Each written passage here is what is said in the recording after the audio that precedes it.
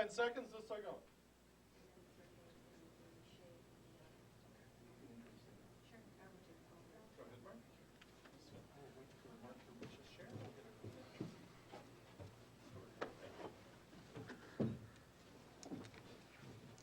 Okay, folks, thanks very much for coming today. A quick reminder, as I always do, please turn off your cell phone so we have no nasty reminders. We're joined today by Member of Parliament Joy Smith. Afterwards, there will be others who come and she'll introduce them. And she has an opening statement, and then all of that will be followed by questions. The floor is yours.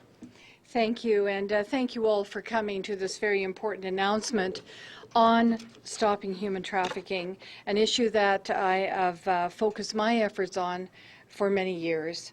Human trafficking is a heinous crime that involves the recruiting, transporting, or harboring of people for the purpose of exploiting them, typically in the sex trade or forced labor. It is a lucrative criminal activity that generates billions of dollars annually for syndicated criminal organizations and affects virtually every country in the world, including Canada. Human trafficking at its root is a modern-day form of slavery that our government denounces and is committed to addressing. Today, we know that human trafficking is taking place right here in Canada, with most victims being women and children who are sexually exploited by their traffickers.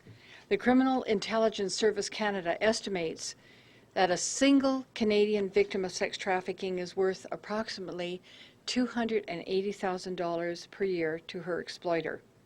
In recent months, we have seen victims rescued and traffickers apprehended in Vancouver, Toronto, Hamilton, Montreal, and only a few short weeks ago, right here in Ottawa. It is heart-wrenching to hear stories of the degradation and suffering experienced by victims who are often physically and emotionally abused, robbed of their dignity and human rights. We also know that Canadians are traveling abroad to engage in human trafficking in other countries and can return to Canada with no fear of being apprehended or prosecuted. This impunity from the law must end. That is why I am pleased to announce that today, Bill C-310, an act to amend the Criminal Code Trafficking in Persons, will receive royal assent and become law. Bill C-310 will provide important tools to law enforcement and courts by preventing Canada from being a haven for Canadians who engage in human trafficking abroad, and strengthening Canada's human trafficking offence in the Criminal Code. First, Bill C-310 will amend the Criminal Code to add the current trafficking in persons offences to the list of offences which, if committed outside of Canada by a Canadian or a permanent resident of Canada, they can be prosecuted right back here in Canada. Similar to Canada's international leadership on our child sex tourism laws, Bill C-310 positions Canada to again model this leadership to combating such a heinous crime. We will join countries like the United States, Germany, United Kingdom, New Zealand, Australia, and Cambodia, who have already extended extraterritorial jurisdiction to their trafficking in persons offences. Secondly, Bill C-310 recognizes that courts and law enforcement would benefit from an interpretive provision to provide clear guidance on what exploitation consists of. It amends the Criminal Code definition of human trafficking to provide clear examples of common exploitive methods used by traffickers in cases of sex trafficking and forced labor, while leaving room for other means for the court to consider. Specifically, it identifies that traffickers may have used or threatened to use force or another form of coercion, used deception, or abused a position of trust, power, or authority. These important factors are consistent with similar clauses in the Criminal Code and international protocols on human trafficking.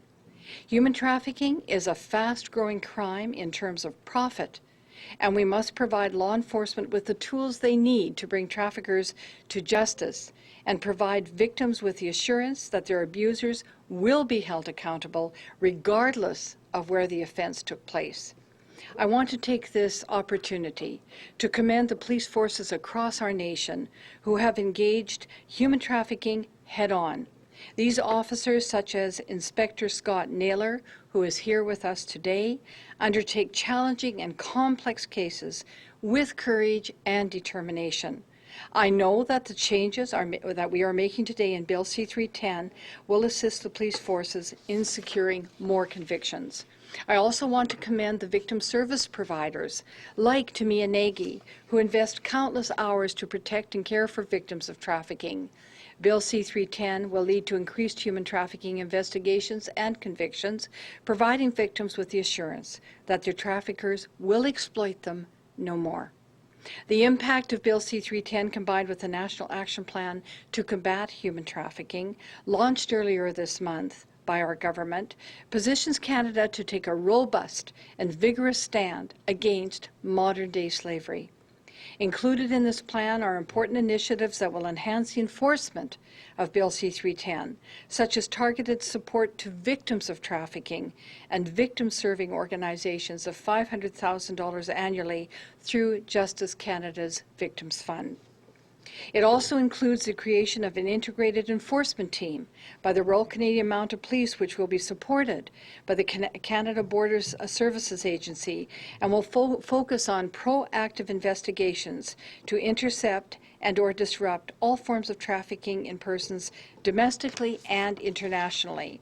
Together with our partners across the globe and here in Canada, we will combat this terrible crime.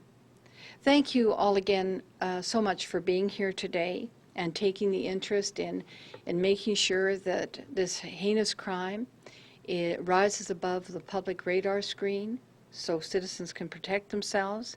And I want to thank our guests and who are here today, Inspector Scott Naylor, Tamia Nagy from Walk With Me, and Shay Invidiata from Free Them to give the statements that they have prepared. And so I'm going to ask that Inspector Scott Naylor, followed by Tamia Nagy and Shay, come up and speak to you on this bill as well. So Inspector Naylor, thank you. Good morning. Thank you very much. On behalf of Commissioner Chris Lewis, it's my pleasure to be here to represent the approximately 6,200 uniform and 2,800 civilian members of the Ontario Provincial Police. The OPP long ago recognized we had no choice but to initiate a partnership approach to cooperatively deal with opportunistic criminal enterprise. Human trafficking is one of those enterprises. Several cross-jurisdictional relationships have been formed and enhanced with our various law enforcement partners. The OPP have collaborated with the RCMP Human Trafficking Coordination Centre and the Municipal Police Services in Toronto, Thunder Bay, and Peel Region to deal with these matters of mutual concern. Human trafficking is a relatively new area of investigative focus for the OPP, but we are well aware of the impacts it can have on public safety, particularly for vulnerable people. These people find themselves in situations, sometimes desperate situations, not of their own choosing, where they are taken advantage of by criminals and predators. Members of our Provincial Operations Intelligence Bureau, as well as our OPP Organized Crime Enforcement Bureau, and the Child Sexual Exploitation Unit, take an intelligence-led coordinated approach to share and leverage information on criminal activities, including human trafficking. In the past few weeks, as many of you may know, there have been instances of teenagers who have been both perpetrators and victims of human trafficking in Ontario. With the passage of Bill C-310 and the greater awareness it creates, will help the OPP and our law enforcement partners and stakeholders to more effectively address this emerging issue. We continue to gather more intelligence on the presence and effects of human trafficking.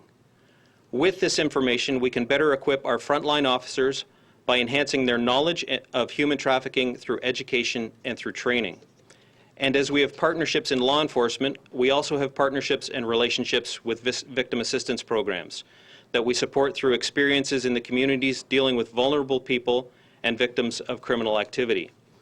And we can, and we can then be better able to bring human traffickers to justice. It takes an intelligence-led, integrated approach to policing and continued advocacy for legislative tools needed to meet the law enforcement challenges today. We very much appreciate the federal government's support to enhance what we do to prevent vulnerable persons from being exploited and victimized and to keep our communities safe. Thank you very much.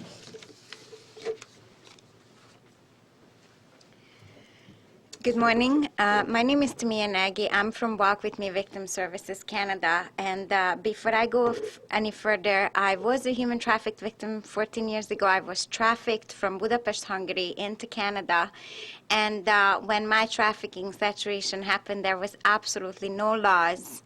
There was no restrictions of any kind. So therefore, the places where I was trafficked into, I was with about 200 other Eastern European girls in a motel. And at the time, none of those traffickers got punished. And I suspect that they still hasn't been punished. At the time, I was aware that every single group from Eastern Europe, from at least 7 or 6 other countries, they had a recruiter from Canada going to the countries, recruiting young girls like myself and bring them back to Canada. At the time, it wasn't a crime. At the time, it didn't even call it human trafficking. At the time, it just called exploitation, which is why my case actually never went anywhere in court. It was my honor to provide all that I can, any help that I could for Mrs. Smith for the last 2 years. When she was working on processing the 2 bills that she already have done. Mrs. Smith is a hero in my eye because if it wasn't for her, there would be a lot of other Tamia Nagys would be on their way to Canada right now and being exploited. So I would like to take this opportunity to thank her very much from the bottom of my heart and on the behalf of other victims that have been victimized and never had the chance to